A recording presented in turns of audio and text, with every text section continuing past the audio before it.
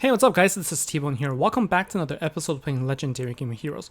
In today's episode, we're going to talk about the Beach Party team, and we're going to talk about how to actually use these cards and what the right activation order is. We're going to use the support card, ultra rare, the master collection card, and also the ultimate form, and we're going to try against various bosses. We're also then going to take a look at some of the other options that you can use to work with this deck, some of the older cards from either the Generation 2 or Generation 3 era. Now what we're going to do is we're going to use a campaign to help us illustrate how this deck works, because we don't have to worry about a game clock. It's also nice here that every wave actually just represents another turn. And so we're going to go through a 5-turn play of this deck. Turn 1, we're going to match all of the gems so that we can activate the battle skills. On turn 2 is where you want to actually activate your master collection card and either a support card or the ultra rare.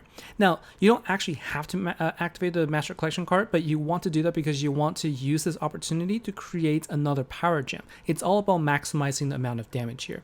Now, after activating one of the support cards, the next turn you'll see the 2 chevrons appear. That indicates that you now have the party time status. And now when you activate your master ultimate form as well as your master collection card, you're going to get 5 power gems each.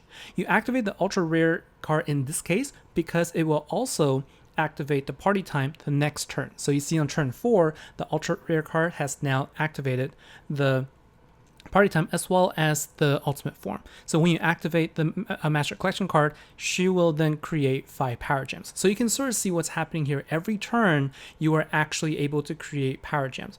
And from the previous turn, we also activated a support card, so now you can activate the master collection card one more time for 5 more power gems. Now, each of these turns aren't going to net you as much damage as you normally would if you had everything, but the point here is you can actually get a stream of power gems every single turn by activating in this order. And keep in mind, you're also getting healed every single turn as long as you're using the support card or the ultra rare card. Now, what I showed you earlier is good for wave style fights where you want to have a constant stream of power gems, but now I'm going to show you how to maximize your gems on turn 3. So after matching all of gems on turn 1, you actually want to activate both your support cards, master collection card, and ultra rare. You leave the ultimate form until the next turn. What this will do is this will allow you to create 2 power gems from each of your support cards and also 4 from your ultra rare for a total of 8 additional power gems on the next turn. Then you activate your ultimate form and your master collection card for 10 additional power gems, and this is the maximum number of power gems you can get with this particular setup, minus whatever relics you'll get from your relics. And this, with one key, is able to deal over 150 billion damage with that setup. So to summarize, in order to maximize your turn 3 damage, you want to first match your gems, then activate your master collection card plus support plus ultra rare. Make sure that you actually match 5 or more gems so that you can power out the master collection card again the next turn, and try to create a power gem if possible out of those. Then on turn 3, activate your ultimate form as well as your master collection card. Your event card, or Acha in this case, will work as the same as the master collection card, so it has the same timing, and then do your power gem swaps, and that's going to maximize your damage for the first 3 turns. And now what I want to do is go over some variations of the same deck here that uses the ultra rare master collection card and the ultimate form.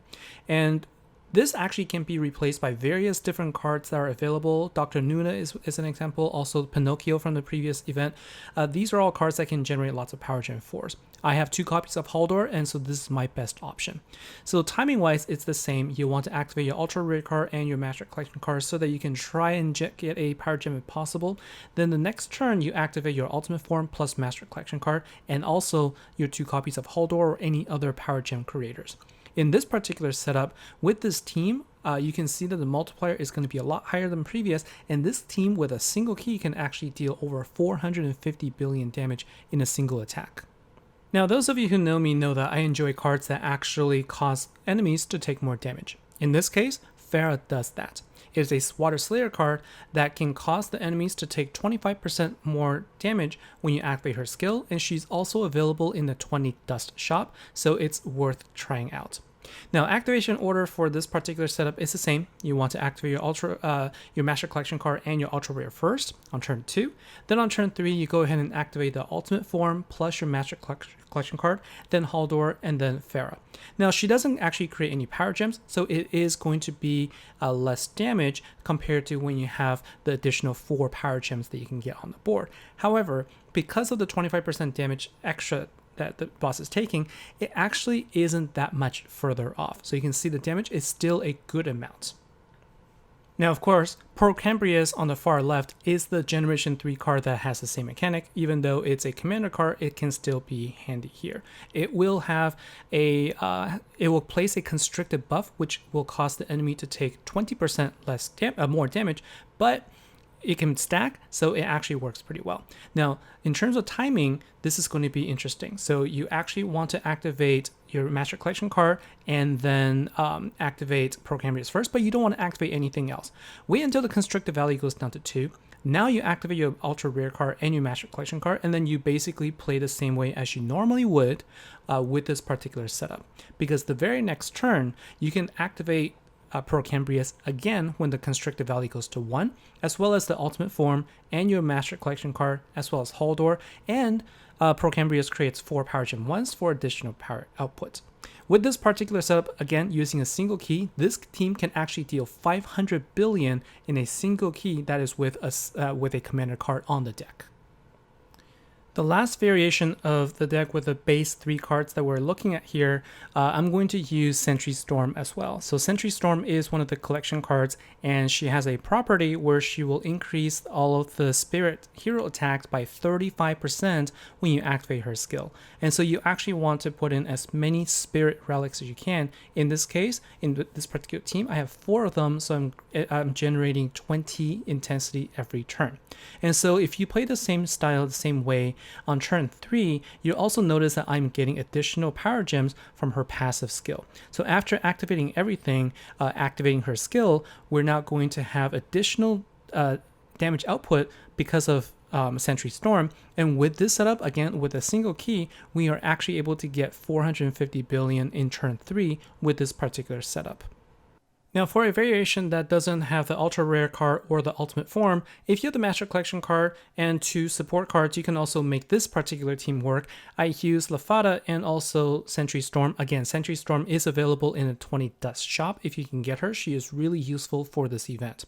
I also have a couple of Spirit Intensity generating relics, but if you don't have one, it's okay. I just have 2 there, so I just get a little bit of an extra buff, but really I'm using her for the passive gem spawn. Now, Levada will also generate gems every time you get hit, and so because of that, it will also proc the relics that generate power gems. And so you can see that there's more power gems that are actually created on the board here. Now at this point, what I want to do is I want to start getting my Master Collection card ready, but I need to do a match. Unfortunately, the way that the power gems lined up, I had to actually match more of them, but there were still quite a few power gems left on the board, and after I get hit, I now have more gems on the board, activate Sentry Storm, activate the Master Collection card, and then when I do a power gem swap here, the total damage output is actually not too bad. Our multiplier is at 67, and we're able to deal about 350 billion damage.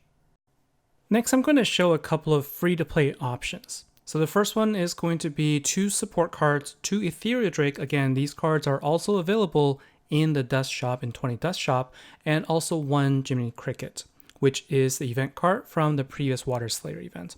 And so with this particular deck, because you're using Ethereal Drake, you do need to have some Fable relics. I put 3 of them in my deck right there, and so my goal is to try and increase the amount of intensity as high as possible, while also letting the relics generate some power gems, what I like to call relic power gem farming. And so the way I'm playing this, I also do have to watch out for my health, and so I wait for as many turns as I could, and then I go ahead and activate my 2 support cards. It will also heal you, so what you see here is it does give me a couple of really nice heal. Then I go ahead and activate everything. I almost fill up the board with this, and when I do a power gem match, I'm able to get my power, multiplier up to 59, and the total damage is still about 140 billion or so with a 3 key attack, which isn't too bad for this option. Now this last team is going to be pretty interesting because I'm actually using 2 copies of Hamara from the last Water Commander event. I'm basically trying to take advantage of the Grail mechanic. Now technically it actually adds stacks of power up, but I think people know this mechanic better as the Grail mechanic, so that's how I'm going to refer to it. And I'm using Keta as a leader here because I could actually boost both health and attack for all water heroes, so regardless of whether or not it's a commander or a slayer deck. This gives me the health I needed to stay alive a little longer. And also what I do with this deck then is I would just play it as I would a normal Grail type deck, where every 2 turns I activate Daihomaru so that I could get the power up stack up to the maximum 15. At this point, I can stop activating Daihomaru. You can see the stack is now at 15. And then what I want to do is I actually want to wait until the stack goes down to 1, just 1 turn before it expires. Then I activate the support card. Once I activate Morte Thronos, then I need to make sure that I do a gem match so that I can actually create more gems as well.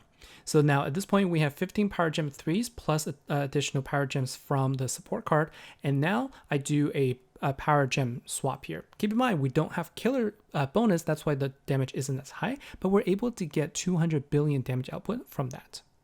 And that is all for today's episode. Thanks a lot for watching. Thanks for your time. Hopefully this helps you understand the mechanics of this beach party deck, and also give you some ideas for the type of decks that you can build working around these cards. So thanks a lot for watching. Hope you have a good event, and I'll see you next time. Take care.